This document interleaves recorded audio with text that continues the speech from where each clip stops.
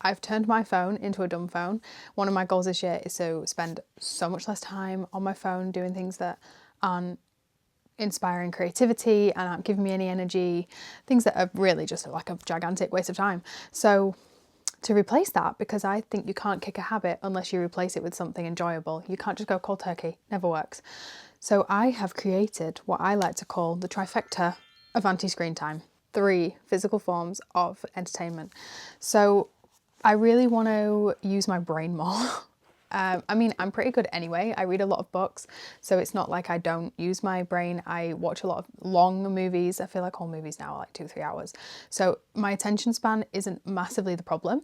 It's more that when I go on my phone, I get sucked in and I spend hours on there for no reason. I'm clicking on apps I'm not even using, which is why I've done the dumb phone, so that when I open it, I only see messages, phone, Safari.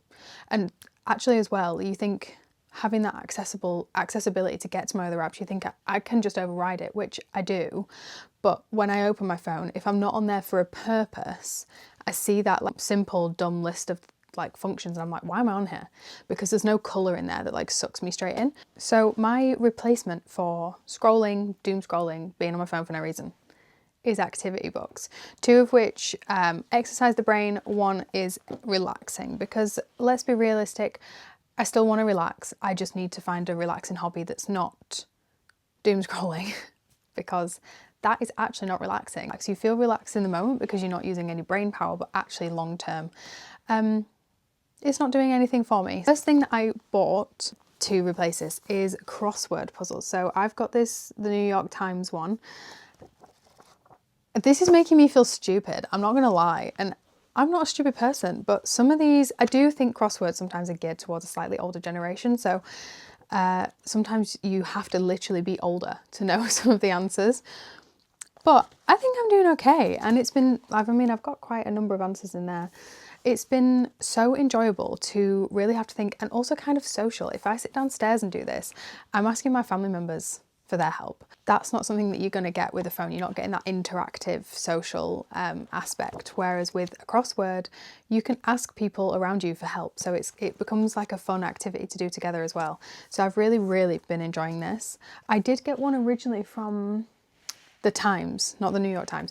That was impossible, like way, way too difficult. But this says easy puzzles, and it's definitely been a little bit easier. But this has been such a good replacement for doom scrolling, because it's still so relaxing. You sat down, you're not really like doing much. It's been really wonderful. Highly recommend crossword puzzles. In the same sort of vein as that, Sudoku. This, I'm literally addicted to it. Before about a week ago, never played Sudoku in my life, didn't know how to play it, not good with numbers, so I was like, am I gonna like this? I'm literally obsessed. I'm doing one of these every morning with a coffee or a tea, whatever I chose that day. 300 odd puzzles. So this, if I do one day, is going to last me an entire year. So I chose the one by Nicole Publishing, the original Sudoku.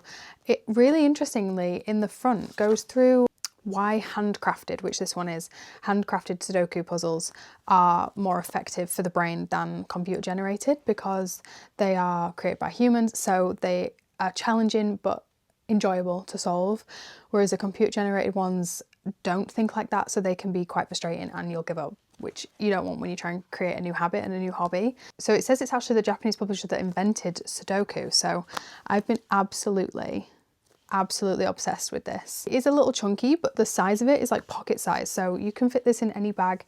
I probably wouldn't take the crossword out and about, like around with me, just because it is a little bit larger. You can definitely get smaller ones though. But the Sudoku, I can chuck that in a handbag, and I will be chucking it in my handbag. I haven't really been going anywhere because it's like the start of January. It's just straight after Christmas, so I haven't had this out the house yet, but I will, because I'm literally obsessed with it. It's so good. And I think when you find a habit or hobby that keeps you off your phone, like I'm enjoying that so much that I'm choosing it over my phone. I'm like, oh, I haven't done my Sudoku yet. And that's what you want. Final activity, which is a lot less brain power and really just something that's using my hands, because sometimes I think when I'm watching, maybe not a TV show that I'm haven't seen before because you need to concentrate, but just have something on in the background, or a YouTube video where someone is literally just talking like this one, or doing the or talking about something that you don't particularly need to watch. Like, I know it is an issue having to do something while you're watching something else. I don't have to do that. Sometimes I want to. Sometimes I just like to listen to things whilst doing something else. And that something else was listening while on my phone. That's incredibly hard to do at the same time. To listen to what someone is telling you, taking the information, and be on your phone is literally not possible. So I'm replacing that with a colouring book, because that is possible. I can sit and I can colour while I'm listening to someone talk and taking the information. And it's been so relaxing. I've only completed this one so far. This is going to be light orange. I'm doing like gradient flowers. But this is the little book of calm colouring, and it's the portable one. So again, it's super tiny. If I wanted to, I could get both of these in a handbag and go out for the day. They're really, I think the smaller the activity, the better, because it's more accessible. You know, you're not carrying around these big, heavy activity books. So yeah, I've really been enjoying that to replace like that, like mindless scrolling, like on Pinterest and just on Instagram, just like where you just want something to do with your hands. I think that's the issue. I think we've got so used to having something in our hand, the phone, something to do with our hand, that it needs a replacement. It's like when people quit smoking, they need something to do with their hands because they're so used to that action. I think that's a good analogy. Anyway, so yeah, those are my activities that have been replacing doom scrolling for me, alongside having my phone set up as a dumb phone. There is obviously, I paid £9.99 for the year for the dumb phone app. I have seen the brick, which is £50. So that's basically like a little device that you leave downstairs or at home when you go out, and you lock yourself out of your phone and you can only get back in when you scan the brick. I really like the idea of that, but it's also £50. It seems a little bit unnecessary. And there's also the Samsung Balance phone, which is basically the dumb phone app, but it's the whole phone. So the other apps, like the addictive apps, are totally inaccessible. Like the app and the Safari is blocked. You cannot go on it, which I think is quite an extreme measure. I would, you know, if this works for me, maybe go for that. But I also think £10 or £50, I think the Balance phone's like £300. So it seems like a lot of money to spend when I can just kick the habit the, like, I'm going to say organic way. There is those options if you know that you will just ignore the dumb phone app and override it, but that's not for me right now. The other thing that I bought last year, like every other person on the planet, was a digicam. I have had, I think this is about my 6th or 7th digicam.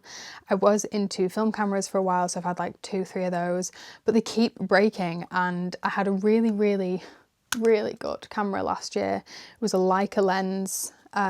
Was it a Leica camera? I think it maybe it wasn't a Leica camera, but it definitely had a Leica lens on it. It was such a good camera. When I was traveling in Nepal, the bus, if you've ever been to Nepal, the buses, the roads are so bouncy, and the bus like bounces up and down, and it slammed into the floor of the bus in my bag, so it broke. So I replaced it with this one, which was much cheaper, but actually the photos on this are gorgeous. I am obsessed with this. It's the Canon IXUS 145, so it's not even the most modern iteration of this, but this is so much more fun than taking pictures on your phone. First of all, it keeps you off your phone, so you know, you go on your phone to take a picture, you're on your phone. If you see a notification, you're sucked in. It's just getting sucked in when you go to do something functional, which is what I'm trying to avoid with all of these things. So you're not on your phone, first of all. The iPhone camera sucks. This doesn't. The pictures that come out on this are amazing. I never look bad on a digicam pic, always look bad on an iPhone camera. I also feel like, obviously when you use a film camera, you have that sort of one pic and done. You can't look at it, you can't retake it. Well, you can retake it, but you don't know what it looks like. So you stay present in the moment.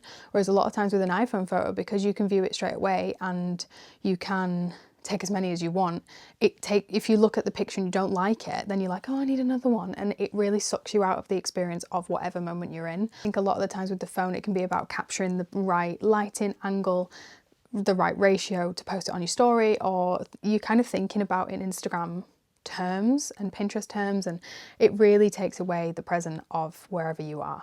So the digicam is kind of like a middle ground, because you can see the picture, but you're much less likely to, and it always comes out better anyway, so you're more likely to like the first 1 or 2 that you took. With the digicam, people are a lot more receptive to have a photo taken when it's a camera. I'm assuming it's because they know that it's likely not going to be posted either straight away on a story or make it to Instagram. People do upload obviously their digicam pics, but there's something about a phone that people don't like to be like, smile when you shove it in the face. Shove a camera in the face, they smile. So you end up with a lot better pictures as well, a lot more authentic pictures. Big fan of the digicam. I don't think you need the Canon G7X. I don't think you need to spend hundreds of pounds on a little camera to carry around. You want something small and compact. This fits in my handbag. I'm not worried about it breaking. It's very sturdy. I honestly think this was like 80 or 90 pounds on eBay. Works perfectly. Highly recommend. The last three things are more written. So this isn't a journal, but these two are journals. Talk about this first since it's not a journal. This is a physical weekly spending tracker. So it has all like the common categories that you would spend money in every day of the week, total, and then grand total and weekly rating at the bottom. And I think there's something about pen and paper. There's something about, oh no, my battery's flashing, I need to hurry up. There's something about writing stuff down that it just works better in your brain. And I'm doing a low buy this year, so I thought a weekly spending tracker that's physical would be a great help. Journals, I am so bad at keeping a consistent journaling writing practice. I try to do it, I want to do it. I haven't actually written anything yet for 2026 and we're nearly a week in, but this is going to be my journal for the year. This one is from Paper Blanks, and this is just going to be my brain dump, ideas, feelings, thoughts, emotions, that journal. And I've gone for a slightly smaller one because I want to feel the accomplishment of finishing a journal. I bought the Lectern, I don't know how you say it, last year. They're too long. I cannot fill them because I am so bad at keeping up with it consistently. So I've gone for something a little smaller with a lot less pages. So I don't know, it just feels less intimidating. But I love the pattern on this one.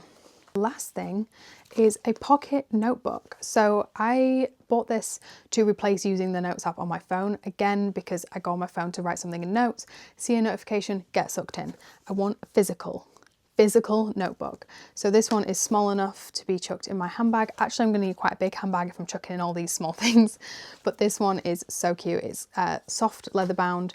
I stuck this in the front that was from a small brand that I buy clothing from, and it's basically just going to be my physical notes app, where I keep, I don't know, maybe I keep a ticket like paper clipped in like that one, or anything really. And I just think it would be nice to have this to look back on. I'm a big fan of the pocket notebook, and yeah, I'm a big fan of pocket anything apparently. Like all these pocket things, these have all got to fit in my handbag. I'm not gonna have space for anything else. So yeah, that is my trifecta of anti-screen time activities, all the things that I'm trying to do to increase my quality of the time that I'm spending, increase my creativity and get off my phone. That is the main goal, get off my phone and into the world. So yeah, thank you for watching. If you have any other ideas or you like any of these ideas, please leave me a comment and I'll see you in my next video. Bye.